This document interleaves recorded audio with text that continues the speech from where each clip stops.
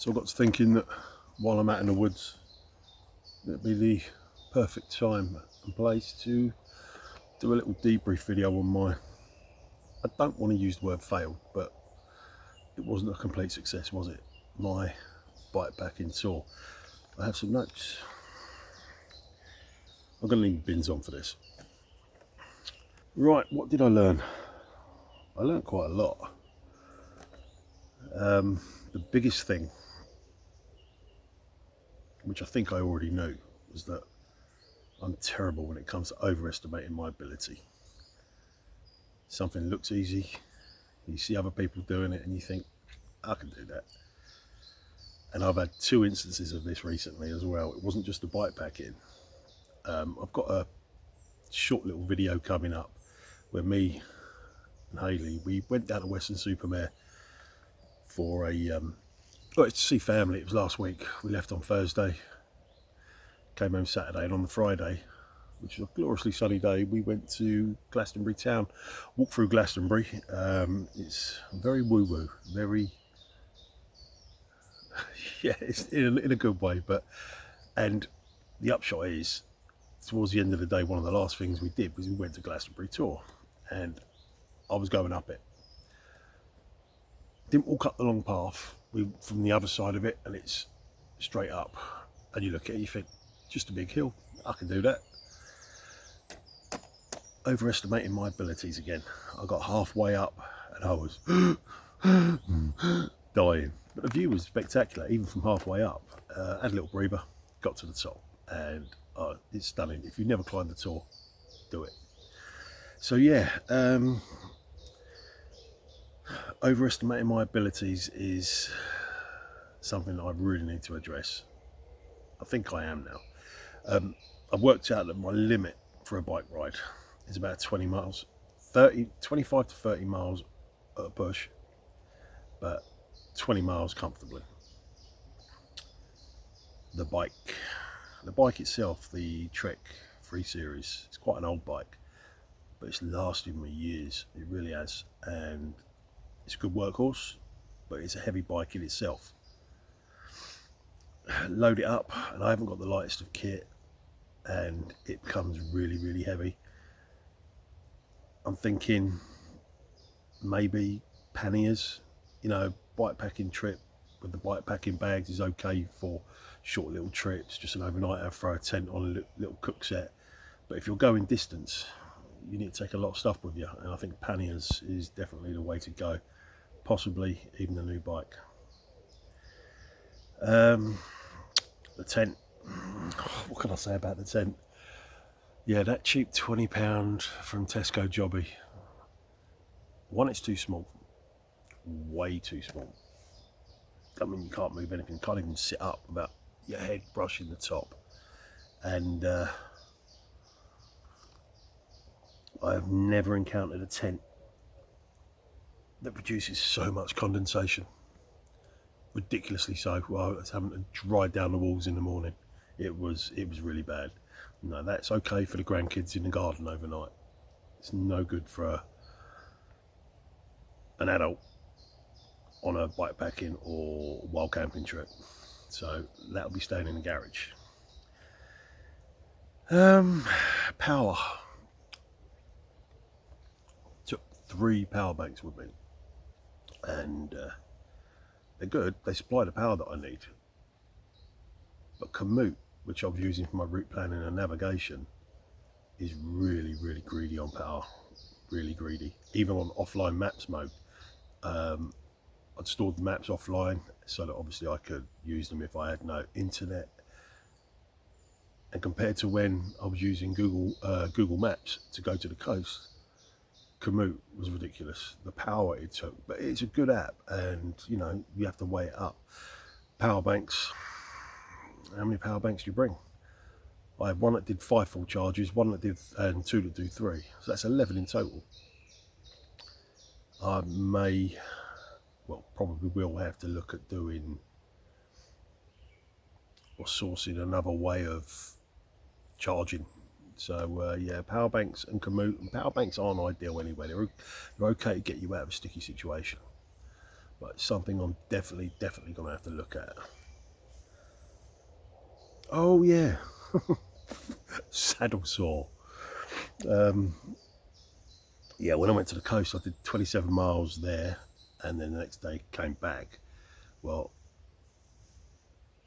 I had really bad saddle sore by the time I got there, and by the time I got home the next day, I was in a lot of pain. I did, I bought a new gel seat cover from Halfords. It's quite thick, and I had this seat cover that my neighbour gave me for Father's Day. It's this cheap plastic thing that goes on the top, a red spotted dog.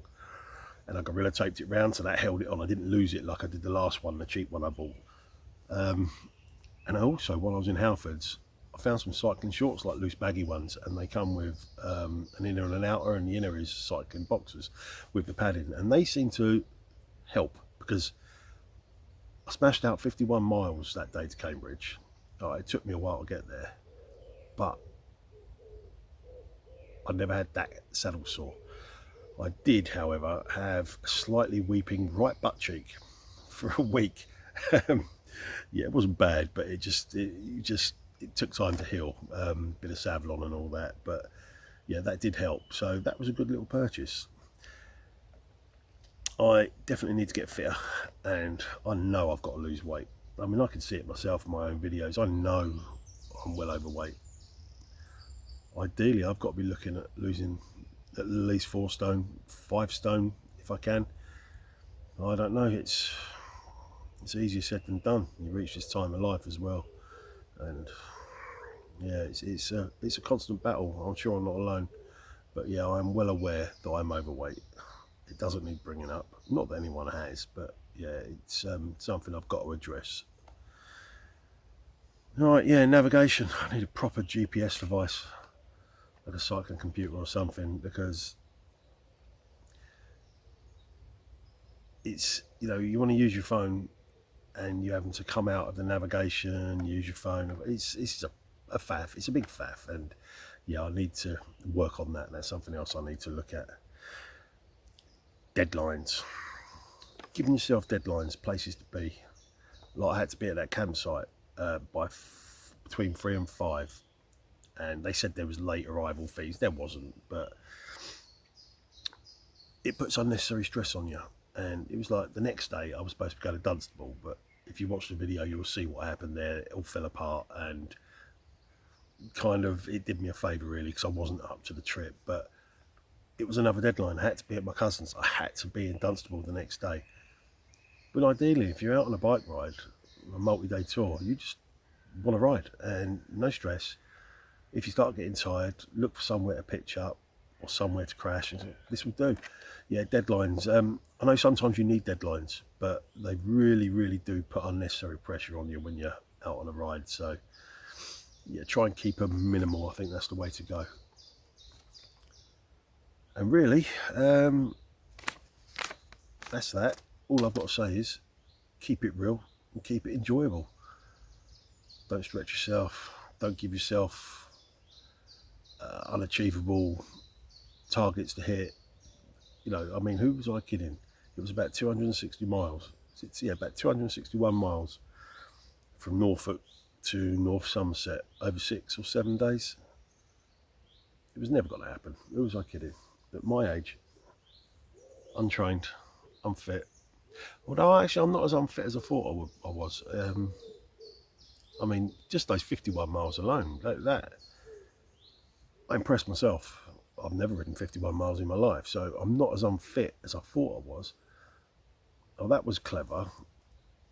Moth's just gone in the water. He's dead because the water's boiling. Oh well. He's gone. Yeah, I'm not as unfit as I thought I was. There's a long way to go though. Long way. So I need to work on my weight. I need to work on my fitness, my stamina. There's a lot to work on. And just because you hit 50, it doesn't mean these things aren't achievable. It just means you've got to work that bit harder. And it's definitely something I'm going to do. So, well, that is it. It was only a short little video, just a debrief on what I'd learned, things that had come to mind about the tour, and I do intend to do aspects of that tour, just not in one hit. I think even if I was fully trained and a lot fitter and a lot lighter, that would have still been too much to do in 6 or 7 days. But I do want to do the Ridgeway. Give myself a few days to do it, 3 or 4 days while camping. I want to do the Ridgeway. I definitely want to do the Kennet and Avon Canal, probably from Reading all the way to Bath. I also do want to do that Bristol to Bath cycle highway, that old train line, the old train line. That it just looks like a really nice ride. I've seen videos on it, and yeah, definitely something that I want to do, but keep it real, and that's exactly what I'm going to do. So that will wrap up my little debrief video. Whether anyone learns anything from that, it's up to you, but I know I've learned a lot from it, and yeah, it's been a bit of an education. But like I said, I'm proud of myself. I got 51 miles out done that day, even if it did damn near kill me. So on that note, I will bid you adieu, and yeah, until next time, take care. Dug out.